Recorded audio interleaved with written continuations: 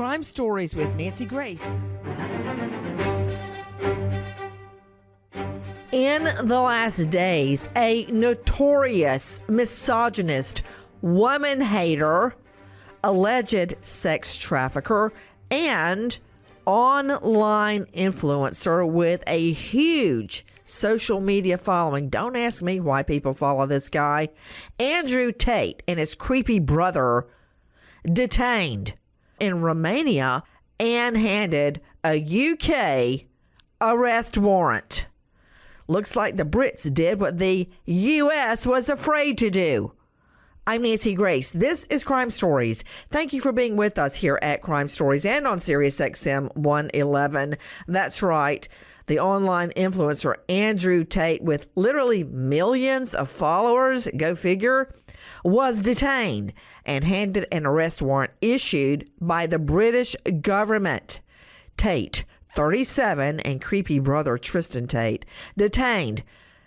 They were detained on claims of sex aggression. That's what they call it in the UK, in a case dating all the way back to 2015. Now, a Romanian court where the two were hiding out has to make a, quote, pivotal decision whether they're going to execute the warrants issued by the UK Westminster Magistrates Court. They darn well better if they want to keep relations up with the UK. 4 women reported Tate. 4 women, not 1, not 2, not 3, but 4 report Tate to authorities for sex violence and physical abuse. For some reason, the Crown decided not to prosecute him. These victims had to turn to crowdfunding to cover their legal costs. The 4 female victims handed over their evidence about the horrific acts of violence they say they endured and just waited. But time passes, and they were told the UK authorities would not prosecute them. Now, don't forget, Tate is charged in a separate case with rape, human trafficking, and forming a criminal gang to sexually exploit women. Why does this guy have millions of men followers? Freaks! How did the whole thing begin? Possibly the most misogynistic person I have ever encountered. Discussing tactics on how to lure sex trafficking victims. These texts, messages, and more have now been leaked. And it's all spewing from the empire built by Andrew Tate, a sex trafficker, according to LE, law enforcement. First of all, take a listen to this. Most people know Andrew Tate for his online content, which has been called misogynistic. But what most people don't know is that he also runs this secretive all-male society, the War Room, which he says is a kind of self-help society that helps you become a better man. It costs £6,000 a year to join. What we uncovered is that actually within the War Room, they're actually teaching men methods for grooming women into online sex work. And we've identified from the leaked messages you referred to at least 45 potential victims of this grooming method. Breaking news, disgraced influencer Andrew Tate has been indicted and will face charges of rape, human trafficking, and forming a criminal gang to sexually exploit women. According to officials, 3 others will also be charged in connection to human trafficking, including Andrew's brother Tristan. A spokesperson for the Tate brothers confirmed their indictment to NBC News. Both brothers deny all allegations. The 2 were remanded into custody back in December before being released under house arrest in March. I can't stop someone from being misogynistic. That's within them. But I tell you this much, we can stop sex trafficking. And what's so amazing is he's not trafficking women in secret. They're not in the back of massage parlors and nail salons with their papers stolen from them, unless they have sex with strangers and then their pimp making the money. This is not some 13 or 14-year-old girl that has been stolen and she's being hidden in some secret apartment somewhere in LA, far, far away from home, being beaten and drugged. This is right in our face. This is happening right online. I really don't even know where to start. Take a listen to our friends at BBC. Prosecutors have filed formal charges against the controversial influencer Andrew Tate, his brother Tristan, and 2 associates. The charges include rape, human trafficking, and forming an organised crime group, as well as illegally accessing a computer system and violence against one of the alleged victims. The indictment court says that at the beginning of 2021, the 4 defendants formed an organised criminal group to commit human trafficking in the United States and Britain. We know there are 7 alleged victims who were allegedly recruited by false promises of love and marriage by the 2 Tate brothers. Love and marriage? My rear end? That is not what this is. This is not about love and marriage. You were hearing from our friends at BBC as well as NBC. This is not about love and marriage at all. Guys, before I go to senior investigative reporter for DailyMail.com, Caitlin Becker, joining us, I want you to hear our cut 15 from The Dangerous Rise of Andrew Tate. BBC, listen. In the leaked messages that we got access to, we were able to see that up to 45 women were recruited into working on webcam, potentially groomed using this method without their knowledge. We saw specific examples of men grooming specific women, and in the documentary we spoke to 2 of those women, one in Buenos Aires, Argentina, and one on the west coast of the US, who both alleged that they personally were groomed by senior members of Andrew Tate's war room. That's not all. Take a listen to our cut 10. Lucy Williamson, BBC. The prosecution also says that women were forced by the defendants to make pornographic content online, and alleges that some women did not control the money they made and were fined for crying on camera or for not working hard enough.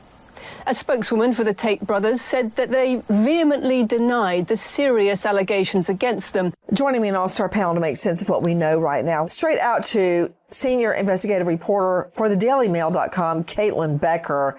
Caitlin, thank you for being with us. 45 known alleged victims.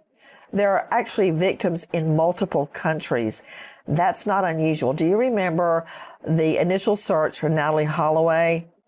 We were not only us, but many other journalists and law enforcement were looking at the islands nearest to Aruba, including the Netherlands Antilles, thinking she had been removed from the island for sex trafficking. That is a part of sex trafficking. You remove the victim from their home, from their money, from their cell phone, from their driver's license, their ID, and they're stuck with you and nowhere to go.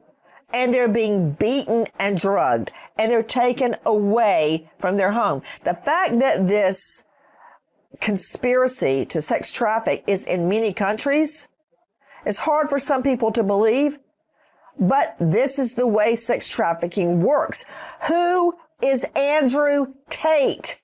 Caitlin? Well, Nancy, it's the way sex trafficking works, but it's also the way the internet works. And Andrew Tate's claim to fame is on the internet. I mean, he had a short-lived stint on British Big Brother, but really he became known in online circles for being kind of the king of misogyny and teaching men how to be men, which involved subjugating and harassing women. He had very popular online courses. He had one that called something Hustlers, and that was more of his public one. And then this War Room that you've been hearing about was his private one, but he also had very popular social media accounts where he propagated this type of bullying and misogyny and, as you heard, essentially allegedly grooming. And he garnered thousands and thousands and thousands of followers. And for War Room particularly, you had to pay the equivalent of what is about $8,000 to join.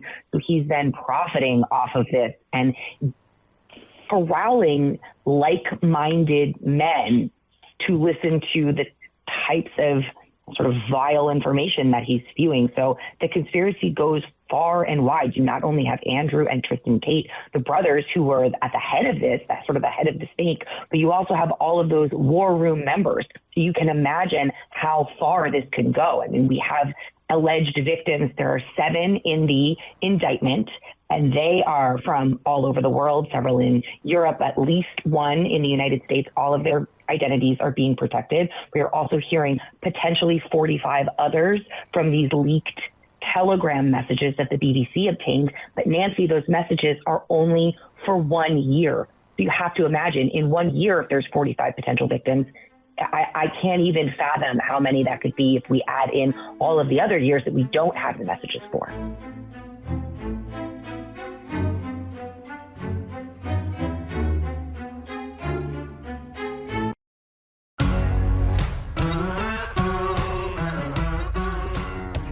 Crime Stories with Nancy Grace. Believe it or not, this perv, Andrew Tate, has nearly 9 million followers on the social media platform X, also known as Twitter.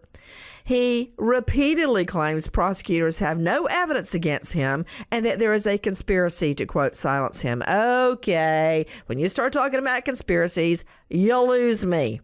Remember, everybody said the LAPD had a conspiracy against O.J. Simpson to frame him for double murder? BS. Like, you think one of those cops wouldn't take $1 million for a tell-all book about the so-called conspiracy to frame O.J. Simpson? Yeah, it's my understanding and my experience. It's too difficult for people to keep the pie hole shut in a conspiracy. But even social media is shunning him. He's been banned from multiple social media platforms for misogynistic, woman-hating views and hate speech. What more do we know about Andrew Tate and his freaky brother? I know this, they're rolling in money. Romanian authorities seized 15 luxury cars, 14 designer watches, and cash in several currencies, that's weird, worth around $4 million. These 2 women haters and alleged sex traffickers are making a mint online. Look, this isn't just a single instance. Over $300 million US dollars was seized.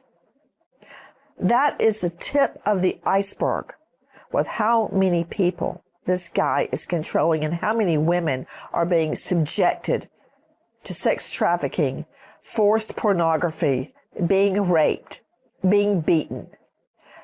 In his chats, screenshots, purported messages from the, quote, war room, Tate describes women as, quote, targets and assets and explains how to isolate and manipulate women. In one message, this woman hater describes how he isolated one woman until she, quote, lost her support networks at home and he kept her in his compound, quote, and this tastes like a dirt sandwich to me. The real goal is for her to agree to never go anywhere without me, not even her hometown. I need her working. This is from his screenshots. He appears to seek help from his associates to force one woman to post sexually explicit content on OnlyFans. He tells his followers he'll be making the play tonight. Since she moved to his compound, she's been fed but nothing else. These are his words. She's broke. She can't go home. She can't leave the house. Man, I sound almost evil.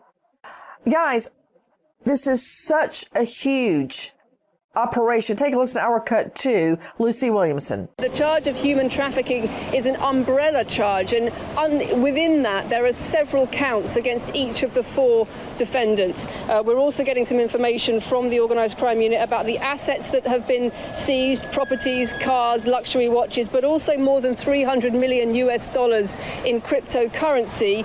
And we're told that there are separate charges that are still under investigation that may be the subject of a separate indictment in the future. Think about it. How many times have I told a jury, don't turn away? Think about what's happening around you. Think about these facts. Young women being forced into sex, raped. Think about it. Do you have a daughter, a mother, a sister? Think about her being forced into sex, isolated from her family, to the tune of this guy making at least $300 million. Nancy, may I hear someone jumping in. Who is it? Nancy, this is Dawn Schiller. Hi. Guys, this is Dawn Schiller joining us, training director for the LA County Project with Coalition to Abolish Slavery and Trafficking.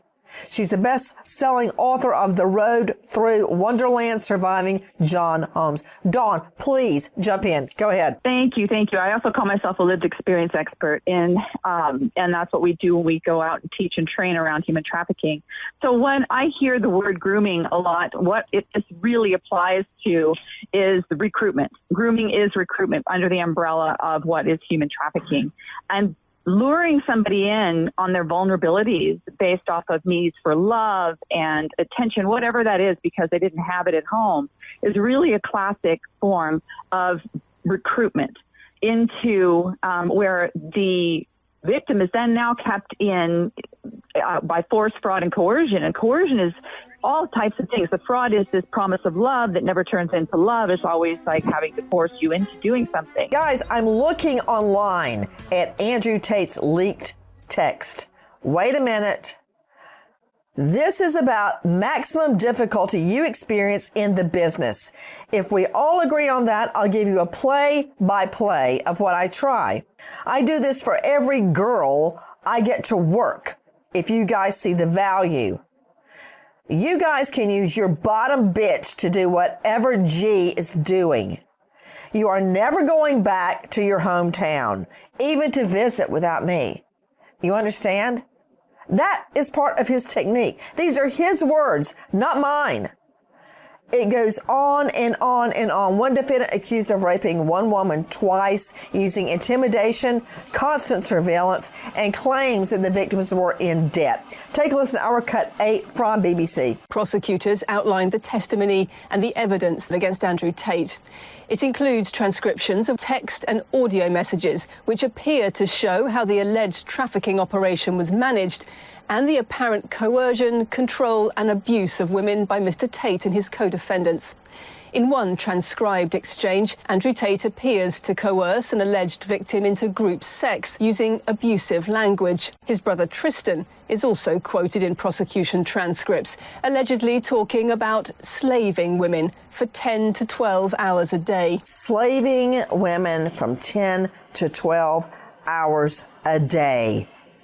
Okay, to Dr. Joni Johnston, forensic psychologist and private investigator, author of Serial Killers, 101 Questions True Crime Fans Ask. Dr. Joni, thank you for being with us. Explain what's happening here.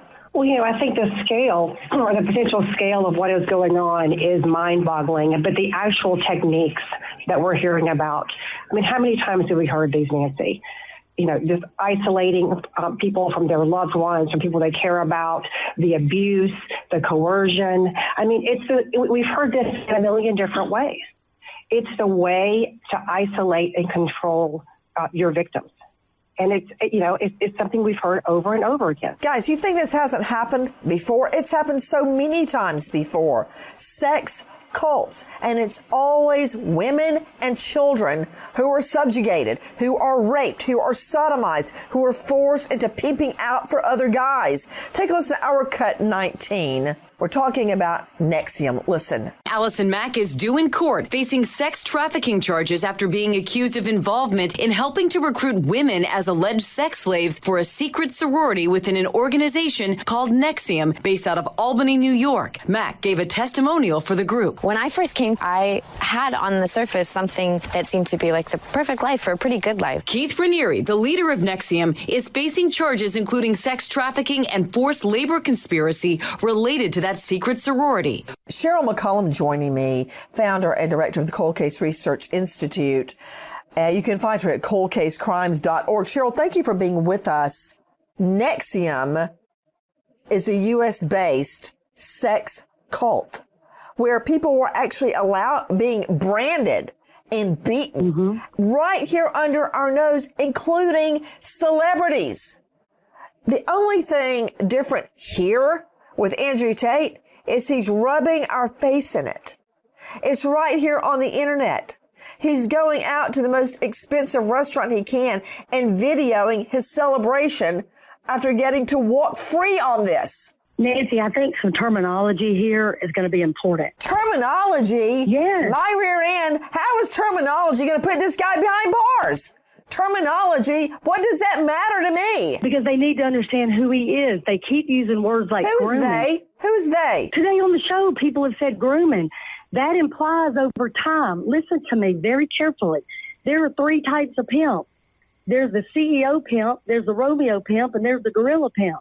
The CEO pimp is all about money. He only cares about money. She's an object. He's going to make money. He owns her. The Romeo pimp may tell her, hey, you're my wife. You're my woman. Put his name on her neck. Tattoo her as property. But she believes they're together. Then you've got the gorilla pimp. He's going to bust you in your face, shoot you up with heroin, and you are a sex slave in 15 minutes. And here's the thing. The gentleman that is doing all of this, he can go from a CEO pimp to a gorilla pimp or a Romeo pimp to a gorilla pimp. And that's what you're seeing here. He promised them love and marriage, and the next thing they know, they're beaten, laying on the cement floor, working 8 hours a day with no break. And when you say working 8 hours a day, what you mean is enduring rape after rape after rape after rape after rape. And the pimp gets the money. Does the arrest of Andrew Tate and his creepy brother spell the end of the so-called manosphere? You know, like hemisphere, but manosphere. The controversial, that's one way to put it, influencer Andrew Tate reportedly will be extradited to the UK. This after grainy footage from police shows a man dubbed the, quote, king of toxic masculinity being arrested in the dead of the night along with his creepy brother and hauled into a Bucharest court in handcuffs. Within hours, a judge approves the extradition of Andrew and Tristan Tate to the UK, where they now face charges of sex aggression in a case that dates back to 2015. But the judge says the Tate brothers won't actually be sent to the UK until they face trial in Romania on separate charges of human trafficking, rape, and forming a criminal group to exploit women. Tate, now 37, describes himself as a misogynist. He's a British-American social media influencer, a former professional kickboxer, and has around 9 million followers on X, formerly Twitter. Of course, many of them are just schoolboys. Hello. Multiple women in multiple countries accuse him of rape, sex assault, and trafficking, and of bragging about the crimes on social media. Where's the U.S. in all of this? You want to tell me he has not exploited women from the U.S.? But let's go back to the beginning. To you, Caitlin Becker, senior investigative reporter, dailymail.com. Could you please explain? Obviously, I'm not doing a good job, and I accept that. You can do much better than me explaining what kind of hate and vitriol Andrew Tate spews. What does he say? Well, first and foremost, Nancy, just to sort of put the pimp question to bed, sorry for the really poorly timed pun there too, he himself had a course called PhD in the War Room. This is where the conversations that you were reading came from. And PhD stands for Pimpin' Hose Degree. So he was doing this very much in plain sight. You know what? You are so polite. I am not. PhD, Pimpin' Hose Degree. That's what he calls women, ladies, whores. Pimping whores degree. Now, if those were just words, I can't prosecute somebody for words unless they're terroristic threats. But these aren't just words. Where do you think he's getting $300 million plus more? Women are being raped and subjugated and trafficked because of Andrew Tate's cult-like members that he creates. Go ahead, please, Caitlin Becker. Well, on top of that, Nancy, with the money, he essentially ran a pyramid scheme with his Hustlers University. That was his more public platform. It was $50 a month, and he essentially gave people advice on how to be a better man and how to get wealthy and how to control women. And then he would have those members go and recruit other members. So he's running this sort of pyramid scheme on one side that I think at one point had something like over 100,000 subscribers, in addition to this other war room, which was certainly more nefarious. And we know from those leaked text messages that they spoke about women in just the most degrading terms. And they spoke about actions with women, about how they wanted to basically enslave them, how they wanted them to not have any control, like you said, very cult-like, very much cult-like, not have any control over their finances, not be able to control what they did, what they wore, what they eat, who they saw, and also separate them from their families. So those are sort of the actionable things that he's accused of doing. But what it comes down to is he had a lot of these women allegedly performing online on something like OnlyFans, which is another subscription-based service, and different kinds of pornography sites, which are other subscription-based services. So he would allegedly get the money in from that while forcing these women for 10, 12 hours a day to perform these sex acts against their will. And these can be done anywhere because everything is online. Cheryl McCollum, I need you right now to help me explain. Then I'm going to go to our other all-star guest. First of all, a renowned international attorney is joining us, Greg Algren, and Lee Reber, incredible forensic detective.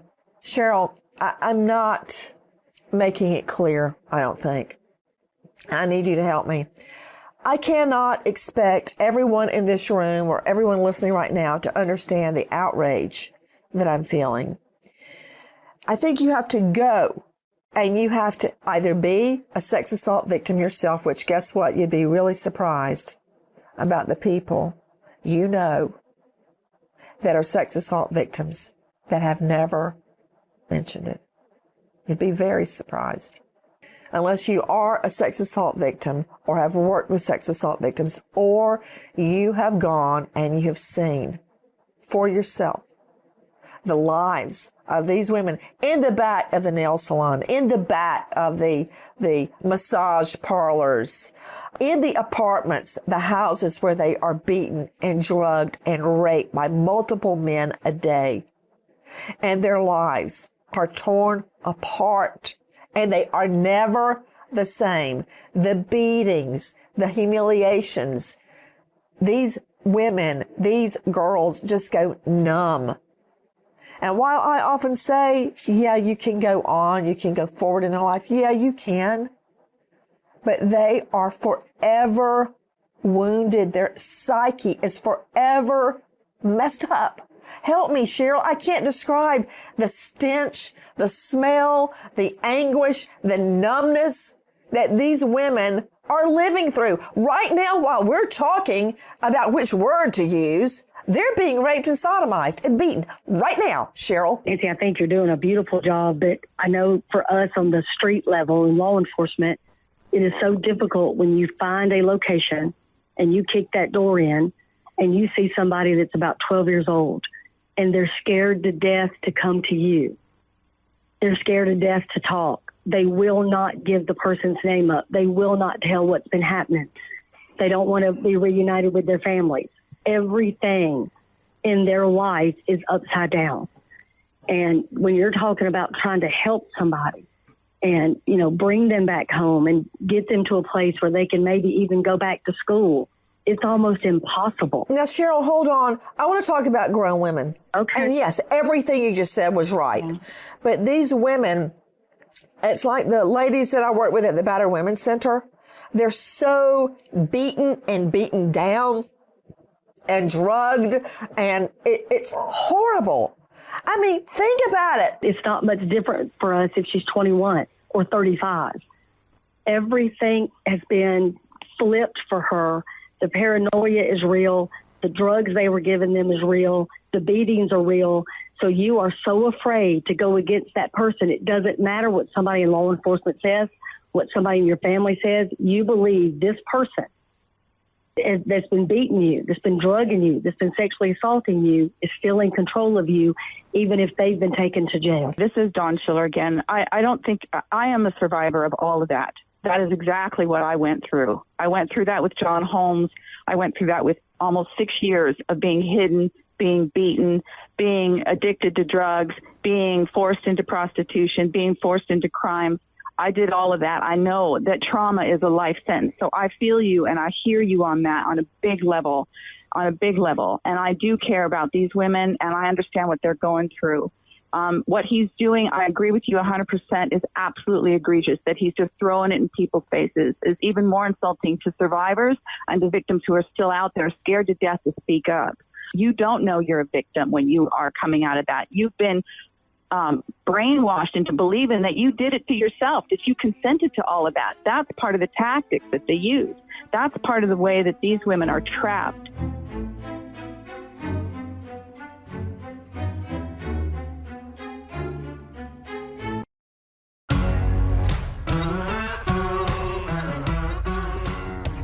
Crime Stories with Nancy Grace. Andrew Tate actually rose to fame when he was kicked off the British version of our TV show Big Brother back in 2016. Now, this was after the release of a video that appeared to show him attacking a woman. He claims it was edited and that it's a, quote, lie to make me look bad. Yeah, right. I'm going to believe you or my lying eyes.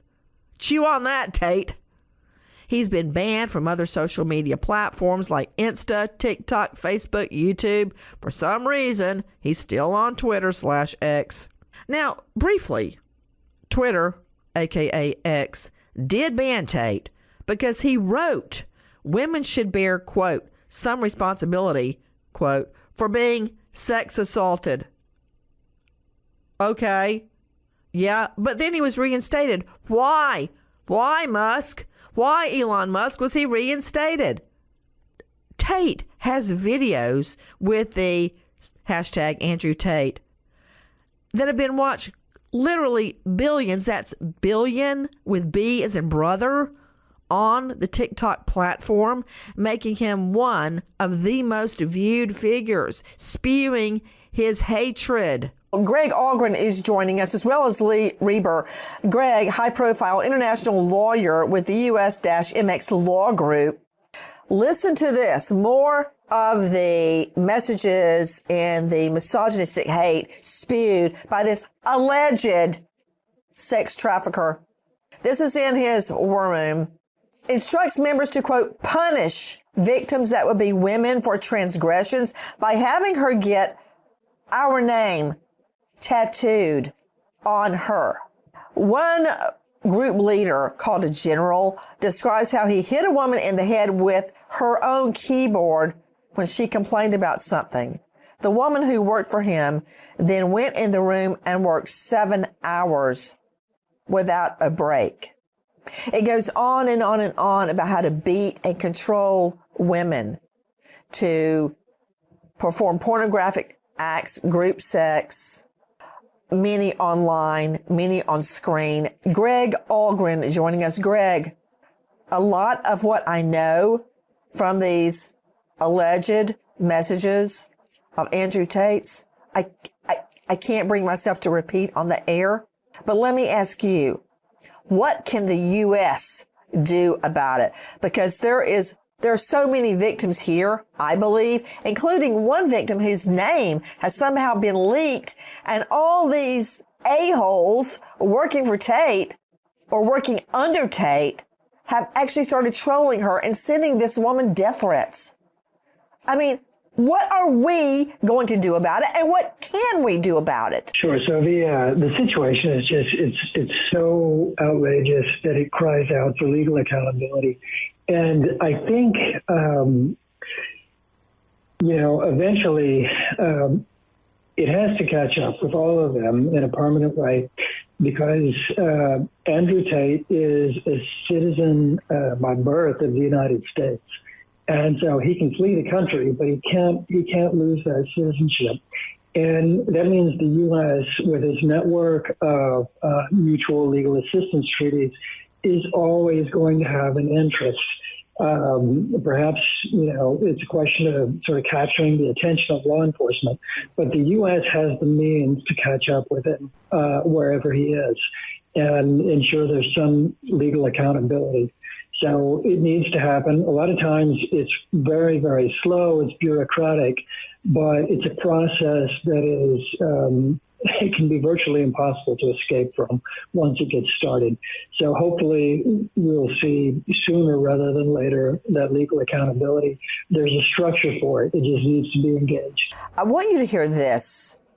Andrew Tate, quote, told rape victim he would get her pregnant, lock her away, allegedly find webcam workers that started crying during sex acts on webcam, and tried to coerce them into group sex. And then they started crying. And so he punished them. This is his business that is making $5 million a month. One victim claims Tate tried to force her to have group sex and said, "Shut up, whore," when she tried to object. There are hundreds and hundreds of pages of reported testimony and evidence, verbally, physically abusing these women.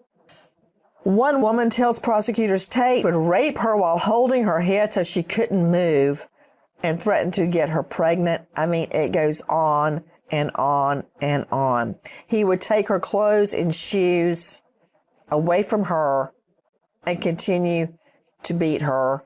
"Shut up, whore. You will do as I say." I mean, it goes on and on and on. And I'm reading you only portions of what I know. Many of these women, apparently, Caitlin, are promised love and marriage, and then they are transported, many of them, to Romania, where they are gang raped, sex exploited, and subjected to physical violence. There are hundreds and hundreds and hundreds of pages of reported violence. One victim reports a Tate co-worker, a henchman, threatens to, quote, break her teeth, that she would end up in the morgue. The women creating porn for Tate's brother's webcam business allege their income is controlled by the Tates. They are fined or punished if they start crying during a sex act, if they wipe their nose, if they take too long on a break. It just goes on and on and on. Book this guy, try him, and put him under the jail. That's just my advice. Goodbye, friend.